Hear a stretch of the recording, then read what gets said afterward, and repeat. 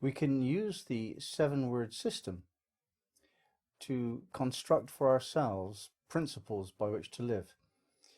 Not everybody chooses life principles, and those people who do choose it tend to follow a path which is well trod, for example, particular religion. And yet with the 7-word system, we can work out our own principles from first principles, from our own sense of how to interpret these 7 fundamental archetypes. To recap, the 7-word system is based on that idea that there are constantly 7 archetypes operating in every situation. Every dynamic process has 7 aspects to it. And we can understand what those fundamental aspects of reality are by examining the 7 words. So the word no has to do with boundaries. And what we find if we are strong in this quality that we have a good no is that we get on top of things in life. We aren't overwhelmed ever. Nothing occurs which we cannot deal with immediately. And that includes emotions, that includes letters from the tax office, it includes complaints from the neighbors. If we have this sense of strength in no, not only are our boundaries made firm, but also the identity is. We know who we are, and we're authentic with that. When you practice authenticity, then the boundaries become much more subtle.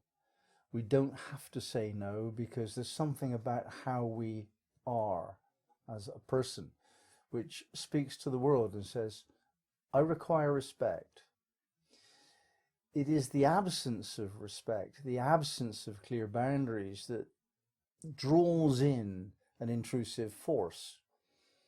When you have that boundary clear and you give off a vibe, a sense of, don't mess with me, I know how to protect myself. There's no point in your trying to do anything against me. I know how to defend myself.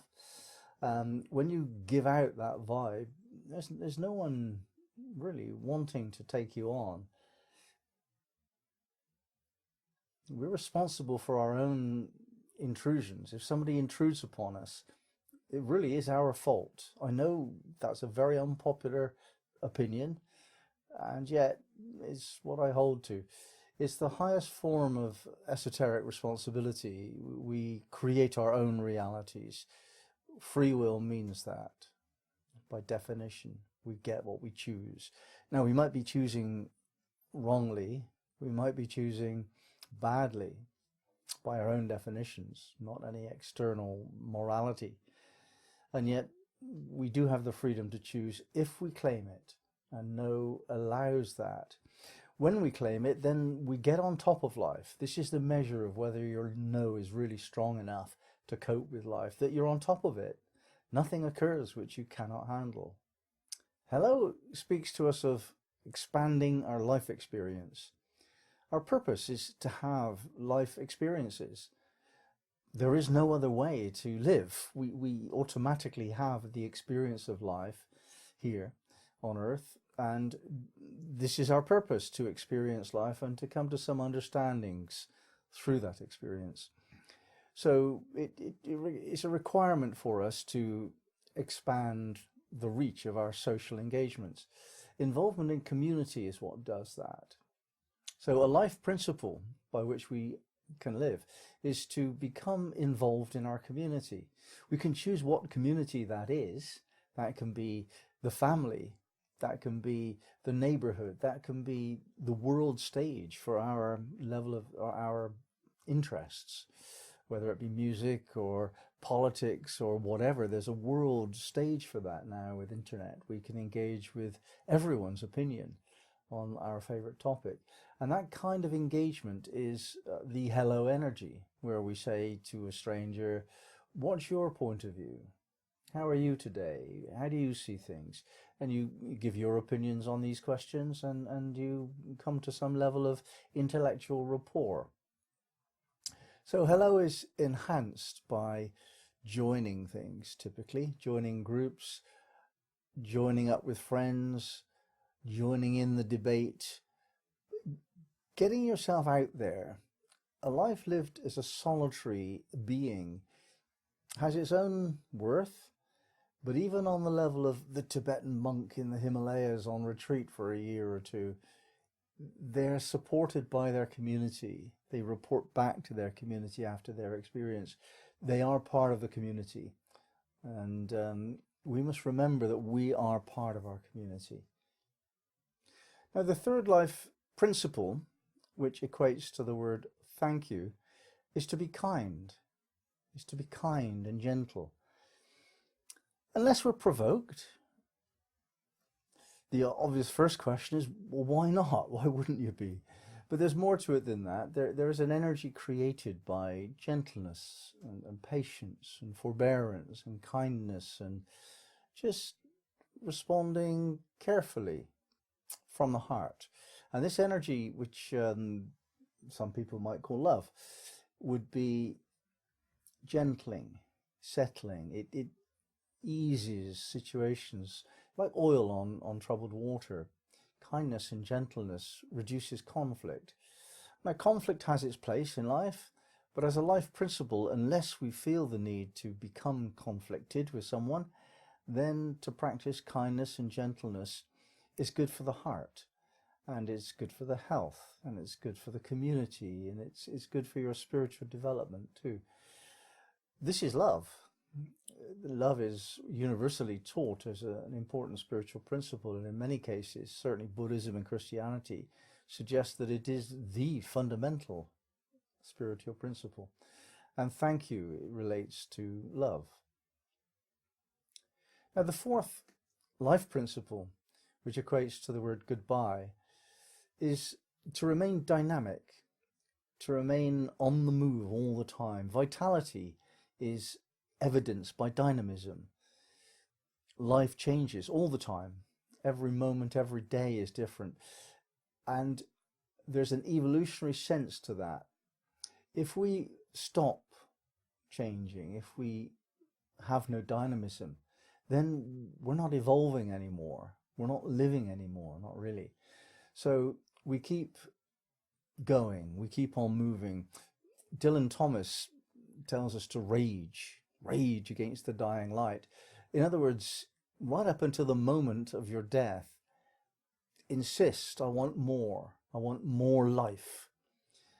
And that will bring you into conflict with people.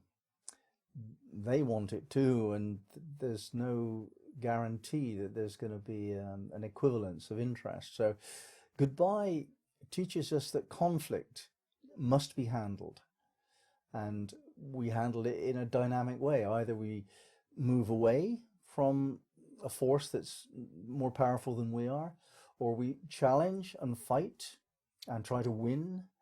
If we're standing on a matter of principle, then we try to win. Or we simply debate rigorously and we form a different level of understanding of the topic, and the relationship can hold. And very often a relationship which is able to survive conflict deepens and then goes on to have some longevity.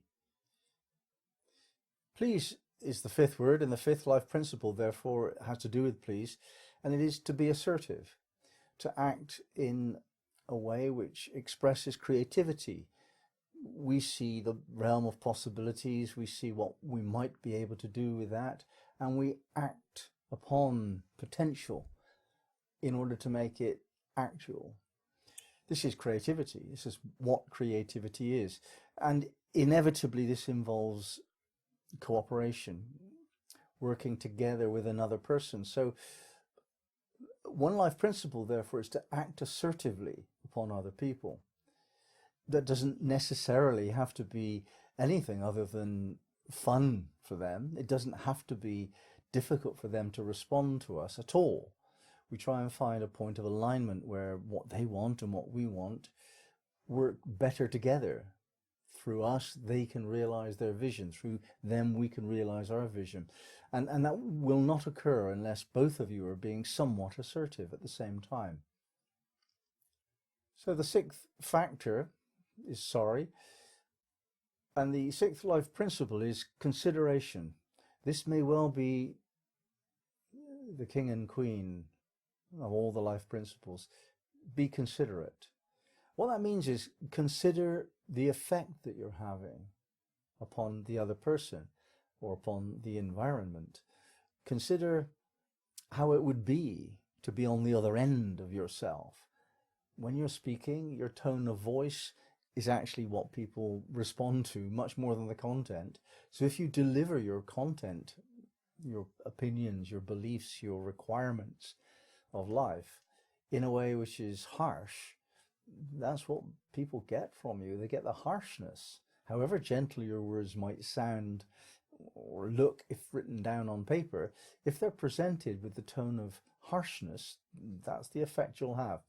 So being considerate tends to make us certainly more diplomatic, probably more gentle, understanding that not everyone is going to understand what you say for various reasons.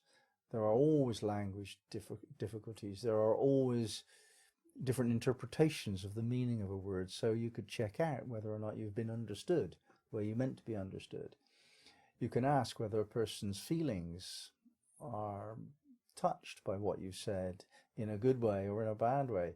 Check out when you finish a communication with somebody, check out that everything's okay. But it doesn't have to be a long process. That could be a glance. But just think about it, like, how have I been in this connection? Have I been okay? Was I received okay? Is my message delivered, or is it falsely delivered? Is there a misunderstanding here? And have I been a good influence on this situation or not?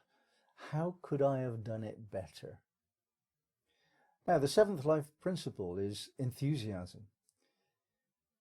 If there is no need to refuse, if there is no need to refute an energy, then accept it enthusiastically.